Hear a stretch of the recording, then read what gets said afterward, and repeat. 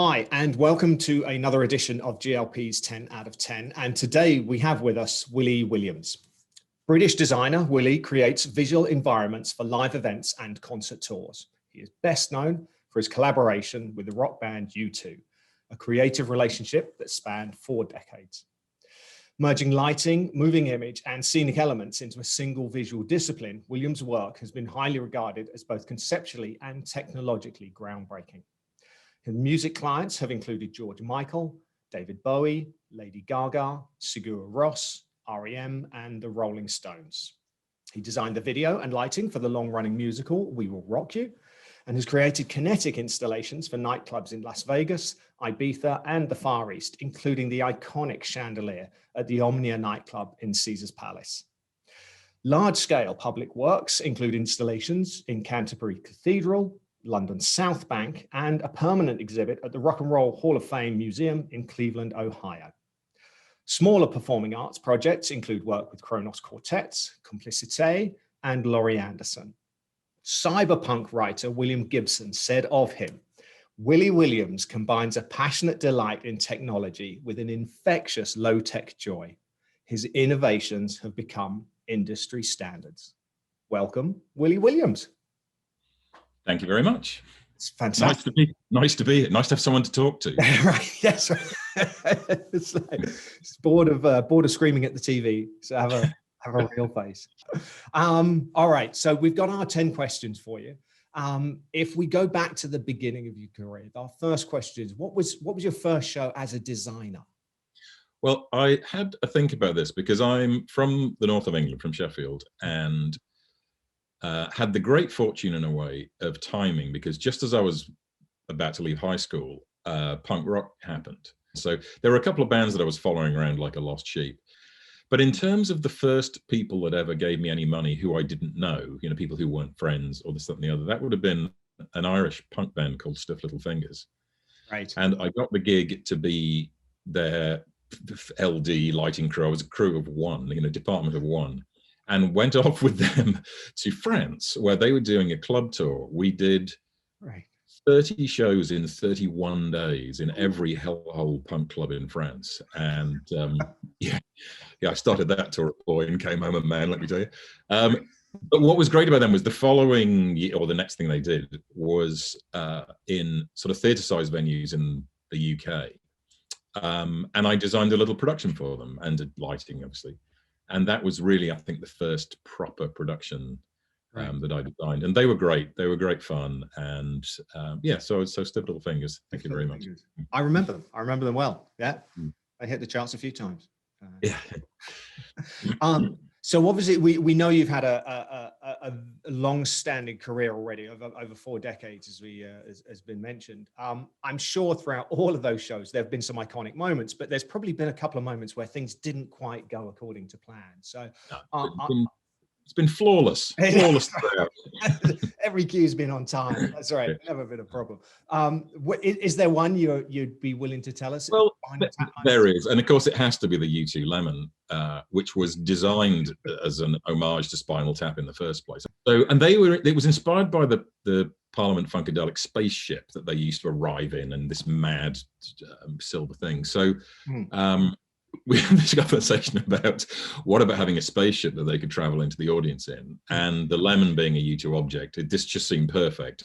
And brilliant constructions made it in England. And a big mechanical thing, you know, the thing was about 40 foot tall, it was huge. And so we're saying to them, what about reliability? And they guaranteed us, they were so confident, and they said, you know, 99% reliability, absolutely guaranteed. But of course, we did 100 shows. Right. So the one show was in Oslo, and it happened. The thing drove out there. It opened about a foot. Nothing going on. Great drama, of course, and smoke and God knows what else. Nothing. So it had to be towed back to the garage, and 4 rock stars had to crawl out of the hatch at the back. But the band was delighted. I mean, afterwards I thought I was going to get killed, but they were thrilled. They were saying, what's the point of traveling into the audience in a giant mirror ball lemon if it never breaks down, you know? So they were absolutely delighted. Management, not so much, I have to say, but yeah. Of course, didn't look good in the newspapers the next day, but everyone had a good time doing it.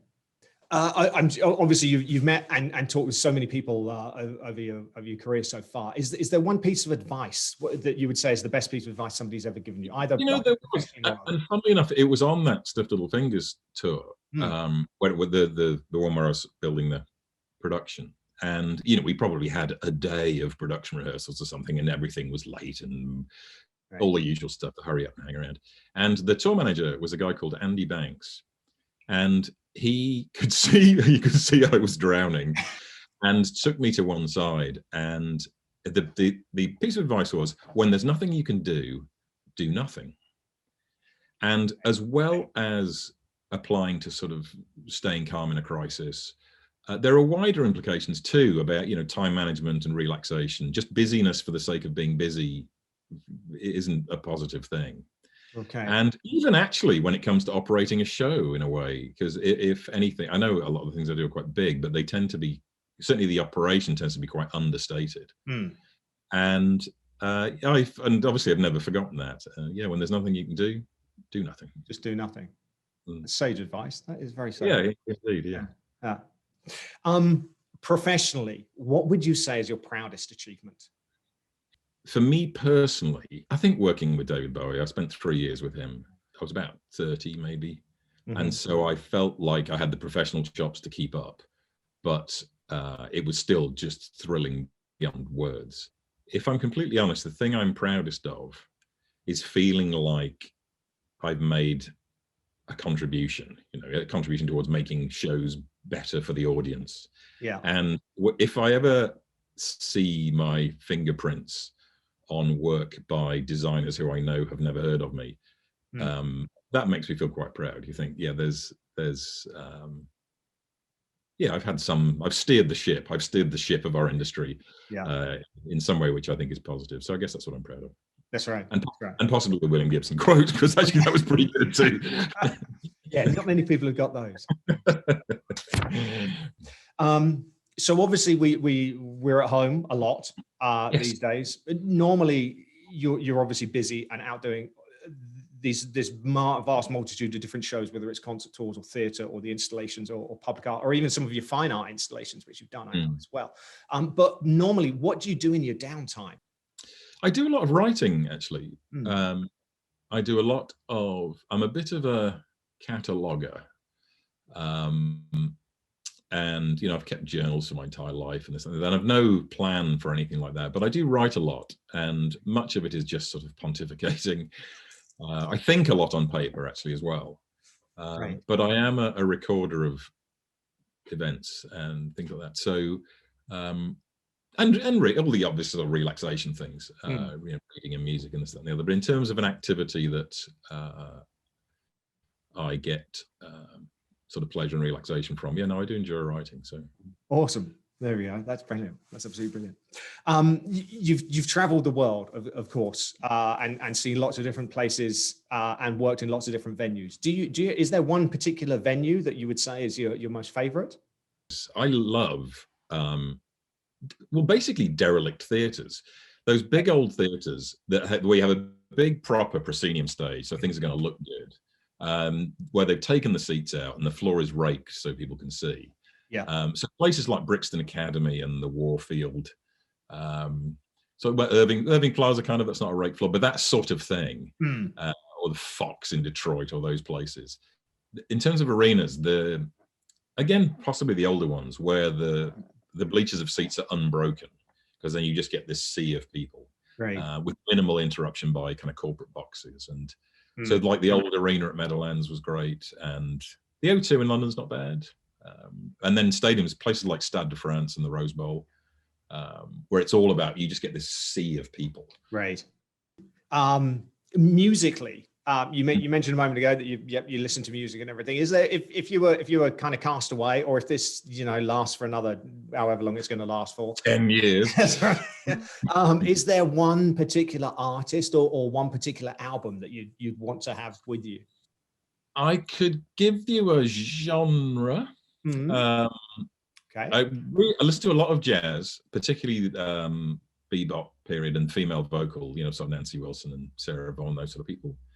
Yeah.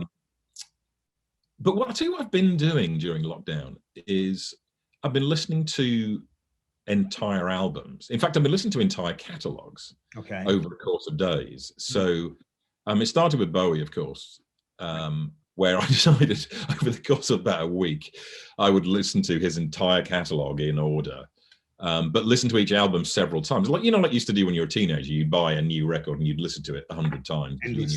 Yeah. And so I did that, and it was a really interesting thing to do, because then you kind of get the arc of a career. Now, obviously with Bowie, it was extremely long, but I did it with Radiohead as well, because they have about 7 or 8 albums, I guess, now. Yeah. And that I found a really interesting, gave me a really interesting overview. I know that's a little bit of a cop-out, but yeah, that's what I've been doing. So. All right. No, that's great. That's great. Nobody's mentioned doing that before. That's a brilliant idea, though. Like, focusing on a catalog and, like, as you say, seeing that arc of progression through there. Yeah. If you could go back and visit the teenage version of Willie and offer him one piece of advice, what would that be?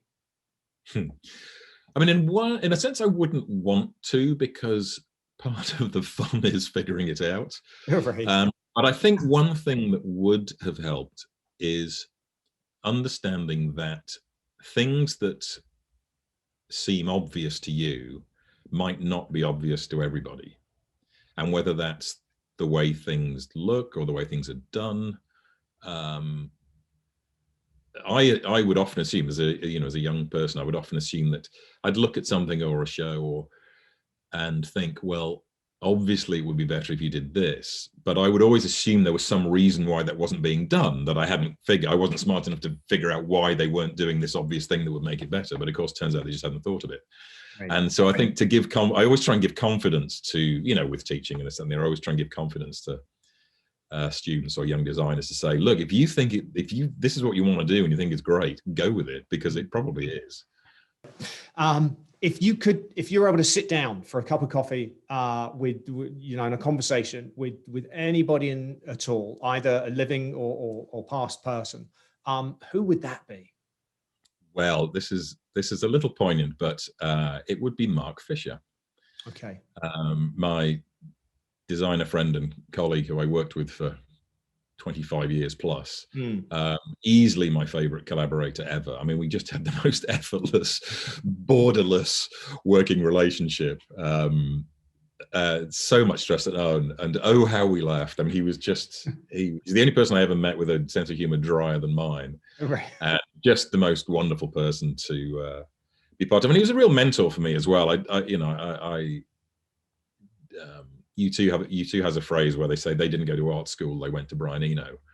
Right. And in a sense, I feel like I didn't go to art school or architecture school, but I went to Mark Fisher. Right. And he was always incredibly generous. And as I say, we did so much stuff. I mean, and not just big stuff either. We did really mad little things. We did a German language musical of Barbarella in Vienna and just mad stuff. But the thing is, there's so much to catch up on because he's missed everything. You know, he's missed Brexit, he's missed Trump, he's missed the end of Trump, he missed coronavirus. So there'll be a lot to talk about. That's true. Yeah. Mark Fisher, brilliant man. Brilliant. Mark Fisher, man amongst men. We get to our final question already. That we skip through these pretty nicely. After we finish this conversation, Team GB are going to be on the phone to you. Asking you, I don't know which Olympics this is going to be, but they're going to call you up for the Olympics. And it could be either for the Summer Games or for the Winter Games. But the question is, what would they be calling you up for? What have you always wanted to have a go at? Well, anyone who knows me at all would know what a hilarious question this is, because I do not possess a sporting gene in my entire DNA. But with a little bit of license, obviously the event would be pinball. I could totally bring home gold for Britain, for Team GB with pinball. I put in the time since adolescence, made the financial investment in 10p pieces and quarters. Yeah, I could absolutely clean up. Take it home. They'd have to invent the category, but if they would, I'm in. Right, that's it. Of course, that could be a summer or a winter category. Exactly. One for every age group. So. Brilliant. Pinball it is. We'll nominate it up for to the Olympic Committee while they work out what's going on. So, Willie, this has been fantastic. Thank you so much. We appreciate obviously the time that you've been able to spend with us in between everything else you've got going on. So, thank you. Yeah, yeah. Between making dinner and listening to another album. Yeah. Indeed. It's been brilliant catching up. It really has. Thanks again, and we look forward to catching up in person. Cheers, Mark. Yeah, it's been a pleasure. Thanks. Take care. Bye.